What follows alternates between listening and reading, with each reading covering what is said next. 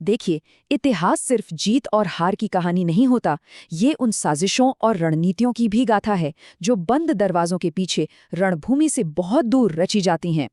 आज हम उसी महासमर के एक ऐसे अध्याय की बात करेंगे जहां सिरसा की मिट्टी पर वीरता का शौर्य और कूटनीति का अंधेरा एक दूसरे से टकराने वाले थे। तो सिरसागढ़ की लड़ाई के बाद ना दो राजधानियों में दो बिल्कुल अलग अलग माहौल थे। एक तरफ था महोबा, जो जीता तो जरूर था लेकिन अपने वीर सेनापति सुलखान की मौत के गम में डूबा हुआ था। और दूसरी तरफ थी दिल्ली, जो हार के अपमान और अपने टूटे हुए अभिमान की आग में बुरी तरह जल रही थी। चलिए कहानी का रुख करते हैं दिल्लीश्वर पृथ्वीराज चौहान के दरबार की तरफ। यहाँ जीत का कोई जश्न नहीं था, बल्कि हार के बाद एक ऐसा सन्नाटा पसरा था जो दम घोंटते। और ये वो खामोशी थी जो किसी भी जंग के शोर से ज्यादा डरावनी होती है, क्योंकि इसने सीधे सीधे सम्राट के क्षत्रिय गौरव पर चोट की थी। और इस सन्नाटे की सिर्फ एक वजह थी, महोबा का महाबली योद्धा मलखान। उसे एक योद्धा की वीरता दिल्ली की विशाल सेना के सामने एक चट्टान की तरह खड़ी हो गई और जीत की हर उम्मीद को उसने चकनाचूर कर दिया था। जरा सोचिए वो मंजर, दरबार खचाखच भरा है, बड़े बड़े सूरमा जिनके तलवारों से दुश्मन कांपते थे, आज अपनी ही हार के बोझ तले सिर झुकाए बैठे हैं। सम्राट की आंखों में देखने का मतलब था अपनी हार को कबूल करना, और इतनी हिम्मत उस वक्त किसी में नहीं थी। और इसे निराशा और अपमान से भरे माहौल में एक ऐसे शख्स की एंट्री होती है जिसका दिमाग तलवार की धार से भी ज्यादा तेज और खतरनाक था। सिरसागढ़ से आया माहिल परिहार, जो इस पूरी कहानी का रुख हमेशा के लिए बदलने वाला था। माहिल ने दरबार में आते ही ऐलान किया कि उसके पास एक बड़ा भेद है, एक ऐसी खुफिया जानकारी जो दिल्ली का खोया हुआ सम्मान वापस दिला सकती है। उसने खुद को ऐसे पेश किया मानो इस मुश्किल का हल सिर्फ और सिर्फ उसी के पास हो। और यहीं माहिल ने अपना पहला पासा फेंका। उसने सम्राट के घायल अभिमान पर नमक छिड़कते हुए उन्हीं के दुश्मनों की तारीफ कर दी। ये सिर्फ तारीफ नहीं थी, ये एक सोची समझी मनोवैज्ञानिक चाल थी जिसका मकसद था पृथ्वीराज के गुस्से को इतना भड़का देना कि वो सोचने समझने की हालत में ही न रहें। और माहिल का ये दाव एकदम निशाने पर लगा।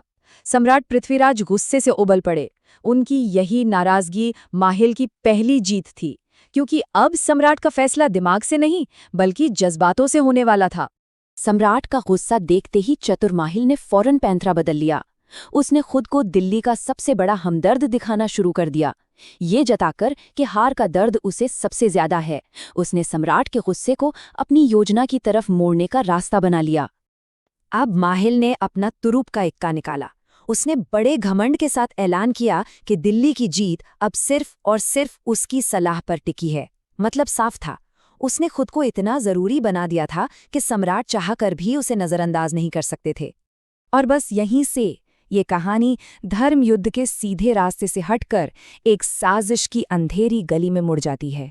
एक ऐसी साजिश जिसकी नींव वीरता पर नहीं बल्कि धोखे पर रखी जाने वाली थी। ये थी माहिल की वो गुप्त योजना। दिल्लीश्वर की बेबसी देखकर माहिल की आंखों में एक अजीब सी चमक आ गई। उसकी हंसी इस बात का ऐलान थी कि जो योजना अब वो बताने वाला है वो क्षत्रिय धर्म के किसी नियम को नहीं मानेगी। वो जीत तो दिलाएगी, पर सम्मान की कीमत पर। तो ये थी वो कायराना योजना जिसे माहिल रणनीति का नाम दे रहा था। पहला कदम, चोरी छिपे हजारों मजदूरों को सिरसागढ़ भेजो।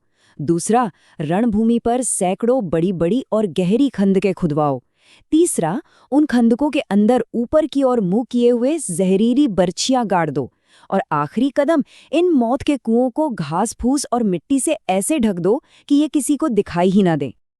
और इस पूरी साजिश का, इस पूरे कुचक्र का निशाना सिर्फ एक था, महाबली मलखान, वो योद्धा जिसे दिल्ली की सेना आमने सामने की जंग में नहीं हरा सकी। असल में ये कोई युद्ध की योजना थी ही नहीं, ये तो एक हत्या की साजिश थी। लेकिन कहते हैं ना, धोखे से खोदा गया गड्ढा अक्सर खोदने वाले के लिए ही कब्र बन जाता है। तो सवाल यही था कि सिरसा की मिट्टी में खोदी जा रही ये खंदकें आखिर किसकी किस्मत का फैसला करेंगी? क्या ये मलखान की कब्र बनेंगी या फिर चौहान सेना के लिए ही एक जाल साबित होंगी? और दिल्लीश्वर पृथ्वीराज ने इस अधर्मी योजना पर तुरंत हामी भर दी। उनकी ये तारीफ सिर्फ माहिल के लिए नहीं थी, ये उस सोच की जीत थी जहां जीत के लिए धर्म को भी ताक पर रखा जा सकता था। ये वो पल था जब दिल्ली ने विजय के लिए अपने सम्मान से समझौता कर लिया था। जैसे ही इस साजिश पर मोहर लगी, दिल्ली का वो दम घोटू सन्नाटा टूट गया। खामोशी की जगह युद्ध के नगाड़ों की गड़गड़ाहट ने ले ली और एक बार फिर महासमर की तैयारियां जोर शोर से शुरू हो गई। सम्राट पृथ्वीराज का बस एक हुक्म और बदले की वो आग जो कुछ देर के लिए ठंडी पड़ गई थी, फिर से भड़क उठी। दिल्ली के युद्ध का डंका एक बार फिर गूंज उठा, लेकिन इस बार उसकी आवाज में वीरता से ज्यादा एक साजिश की गूंज थी। देखते ही देखते दिल्ली का हर कोना जंग की तैयारी में जुट गया। घोड़ों पर काठियां कसी जाने लगीं, हाथियों पर हौदे रखे जाने लगे और तलवारों को आखिरी बार धार दी जा रही थी। हवा में अब सिर्फ और सिर्फ युद्ध का जुनून था। महासमर की तैयारी अपने चरम पर थी। और इस तरह एक ऐसा महासमर शुरू होने जा रहा है जिसकी बुनियाद शौर्य पर नहीं बल्कि एक गहरे षड्यंत्र पर रखी गई है। पर सोचने वाली बात यह है कि जब जीत का रास्ता ही धोखे से बना हो तो उस मंजिल पर पहुंचकर मिलने वाली जीत की असली कीमत क्या होती है? इसका जवाब हमें अगले अध्याय में मिलेगा।